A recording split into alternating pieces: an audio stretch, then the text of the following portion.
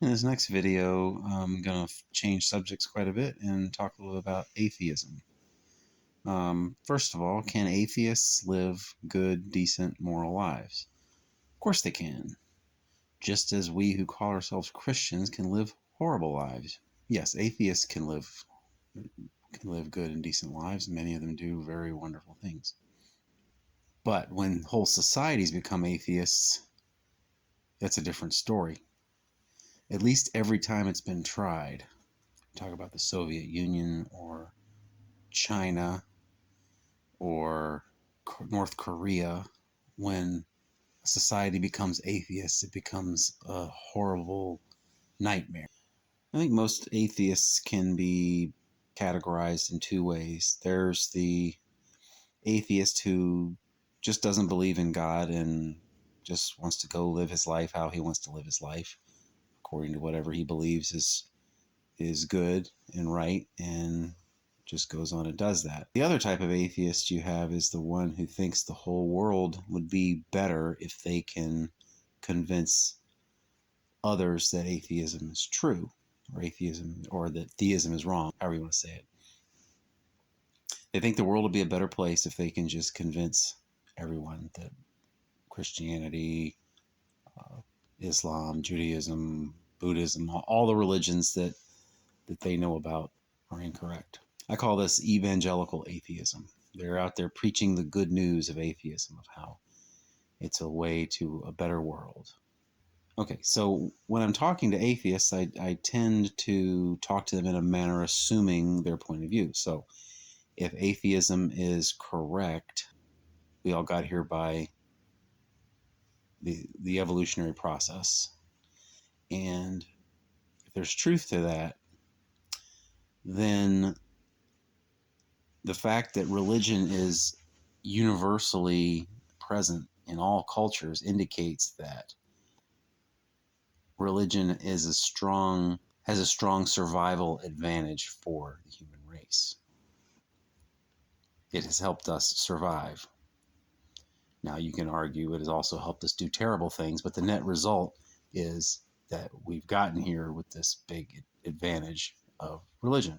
So I've asked atheists, I've said, so if you want to get rid of this powerful evolutionary advantage that we've had to help us survive, what are you going to replace it with? And one answer I've received is reason and rationality. Okay, great. The problem, though, is that reason and rationality can be used for evil just as easily as they can be used for good.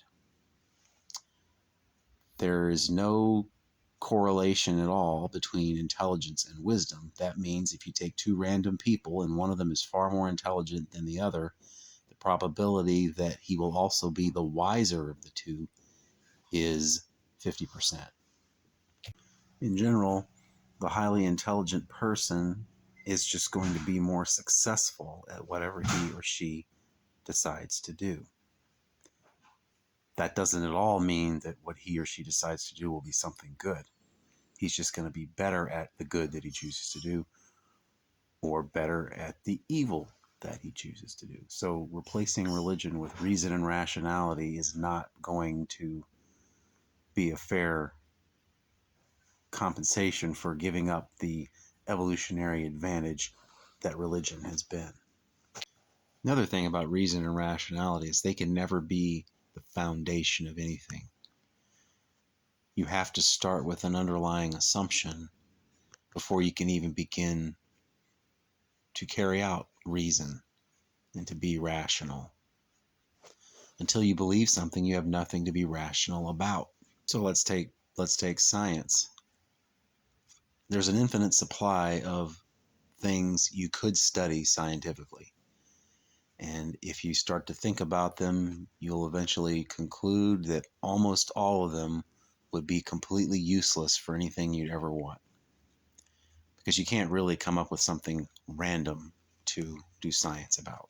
But if you think about all the things that you could look at, first of all, you ignore most everything anyway, just because there's no reason to look at them. There's too many things to see, and you couldn't possibly pay attention to them all. if you decide you're going to do science, you already have to greatly limit the list of things that you could study.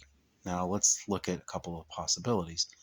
You could study whether a given chemical cures cancer, or you could study what's the average angle that a blade of grass grows out of your lawn. Scientifically, both of those are perfectly valid things to study, but nobody cares what the average angle of a blade of grass growing out of your lawn is. So nobody's going to do that. We have an underlying belief or assumption, however, that suffering and death are bad, and that's why we want to find a cure for cancer. That's something useful and worthwhile doing based on our values, not reason and rationality. You can't even use reason and rationality to decide that life is a good thing. You know, if you wanted to ask a computer how to end all suffering on the planet, the most efficient way to do that is just end all life on the planet, and then their suffering will be all over. Nobody will ever suffer again. But that's a bad idea based on values, not on science. Science can't tell you that's a bad idea. We believe it's a bad idea. At least most of us do. Not everyone does. The only thing that keeps some of the, say, school shooters from killing everyone on the planet is they just don't have the power to do it. They shoot however many they can. But if they could, some of those guys would wipe out every single person on the planet. So reason and rationality are excellent tools to manage your instincts and emotions, your desires, your values. They are excellent tools for achieving your goals, but they can't tell you what your goals should be. Now, you might, after doing some science, decide that you need to change some of your lower level goals. For example, you might decide that you need to pollute less based on what science is saying that the results of pollution would be. But that's not changing your goal. Your underlying goal, which you already have, is to have a clean place to live, or a clean place for your children to live after you're gone. One of the criticisms that atheists throw at religion and religious people is that religion is just a crutch for people who can't handle the world that we live in, the suffering, the eventual death, the idea that in the end nothing really matters because we're all going to die, and that religious people use religion as a crutch to handle that. What makes them think that if people need a crutch to handle the realities of life, that if you take their crutch away, that's going to make their lives better, that's going to make the world a better place? I think about Johnny Erickson Tata, who is a woman who had a diving accident, I don't know, 50 years ago, decades ago, has been a quadriplegic ever since. And her faith in God is everything to her. So if you think that, if you're an atheist and you think that taking that away from her will make her life better, you need to do some serious reconsideration of your motives. There's no way that's going to make her life better. Now, you can still say, well, atheism's still right, so I'm going to continue to preach it. Fine.